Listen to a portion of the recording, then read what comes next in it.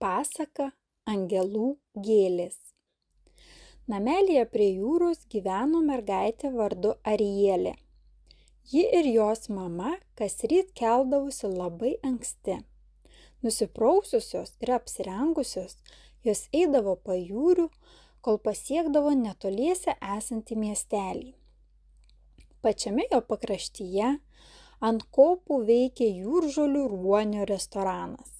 Jame Arielės mama dirbo. Kai abi čia ateidavo ryte, restorano savininkas leisdavo jums nemokamai papusryčiauti. Baigusios valgyti, jos susitvarkydavo. Mamai pasilikus dirbti, mergaitė eidavo namo viena. Jai būdavo liūdna, nes neturėjo su kuo žaisti. Visi vaikai gyveno atokiau nuo jų namų.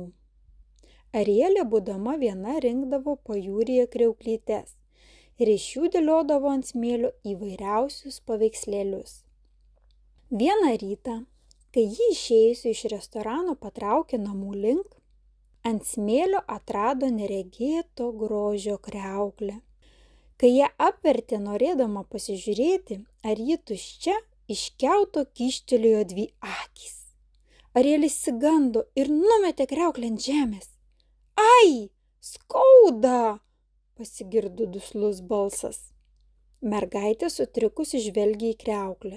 Jai buvo smalsu, iš kur sklinda tas balsas. Arielė apsižvalgė, tačiau aplinkui neišvydo jokio žmogaus. Ei, tu! Dabar balsas buvo girdėti garsiau, tačiau sklido iš apačios. Mergaitė pasilenkė arčiau kriauklės, tačiau netrukus išsigandusi atšoko.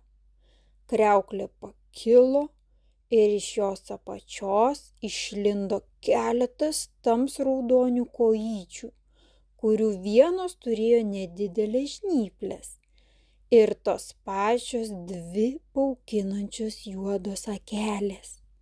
Ko taip spoksai? Bene krabo nematei? Kalbančio ne, nedrąsiai išlemeno Arielė. Visi mes kalbame, tik nenorime, kad jūs, žmonės, tai žinotumėte, nes tada prašytumėte, kad atskleistumėme jums visas savo paslaptis. Visi gyvūnai gali kalbėti? Taip. O kodėl tu su manim kalbiesi? Nes tu, vaike, mane įskaudinai. Atleisk, aš nenorėjau. Aš tikrai nenorėjau tavęs įskaudinti. Galvojau, kad kriauklė tuščia. Krabas ilgokai žvelgė į mergaitę ir galiausiai tarė. Gerai, tikiu tavimi. Dėl ko tu čia viena? Mano mama dirba, o aš neturiu draugų.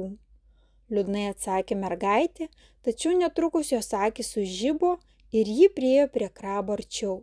Gal tu galėtum būti mano draugas? Aš? Tu juk matai, kad aš krabas, tiesa?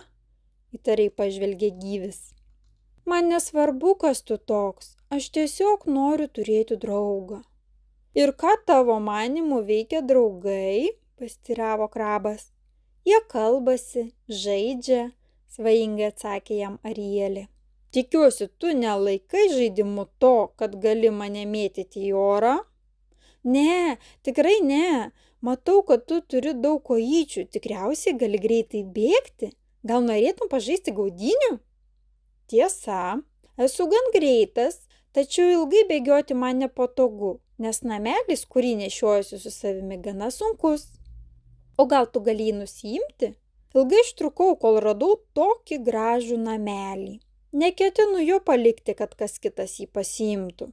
Tada likčiau be namų. Ir aš nenoriu, kad tu liktum be namų. Tavo kriauklė iš tiesų labai graži. Tikiuosi, nesikėsini jos atimti, vėl įtariu balsu pasiteiravo krabas. Oi ne, kad ir kokia graži kriauklė bebūtų, visada pažaidus ją palieku pajūryje.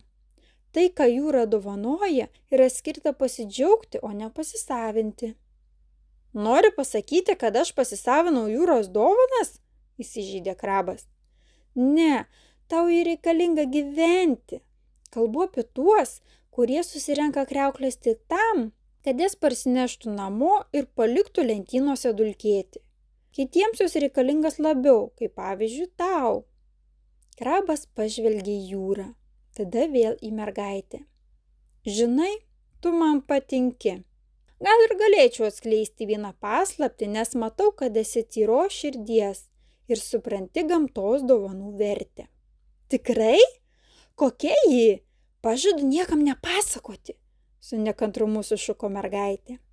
Prisėsk, man nejauku, kai tu tokia didelė stūksai prieš mane, paprašė krabas ir šiek tiek įsirausė į smėlį, kad jo nenuneštų jūros bangos. Arielė suplojo rankomis ir prisėdo. Sakyk, ar žinai, kas yra angelų gėlės? Angelų gėlės? Ne, nustebusi atsakė mergaitė. Per pasaulį keliauja angelai ir iš dangaus barsto žmonėms stebuklingos gėles. Arielė žvilgtelėjo į dangų, bet ten nieko neišvydusi sutrikusi pažvelgė į savo naujai atrastą draugą. Nematau nei angelų, nei jokių iš dangaus krentančių gėlių. Angelai yra nematomi, juos gali tik jausti. Jų dovanojamos gėlės praneša apie angelų buvimą šalia. Kaip galėčiau pajausti angelą? Kai jauti laimę, džiaugsmą, meilę, visa tai yra angelų gėlės. Tai mano jausmai yra padovanoti? Ne, tos gėlės yra įvykiai, kuriuos tu pastebi. Jausmai kyla iš tavęs. Nesuprantu. Tarkime, kuo vakar labai džiaugeisi? Na, buvau laiminga, kai po darbų vėl grįžo mama ir parnešė man pyragėlį. Vadinasi, tuomet praskrido angelas. Bet kodėl jis atskrenda pas mane taip retai?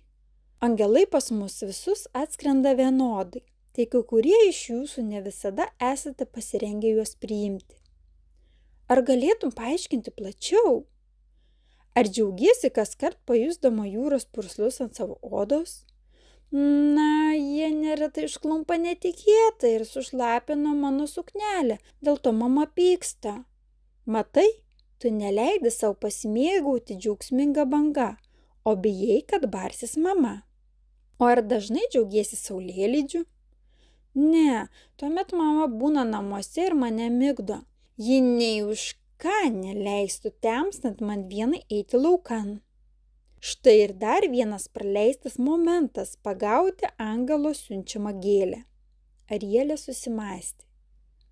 Bet aš kasryt, kai būna giedra, džiaugiuosi saulėtekiu, nes tuomet kartu su mama einame į darbą. Taip jau geriau. Taip pat dabar labai džiaugiuosi atradusi tave. Vadinasi, neseniai praskrido angelas tau parodęs mane.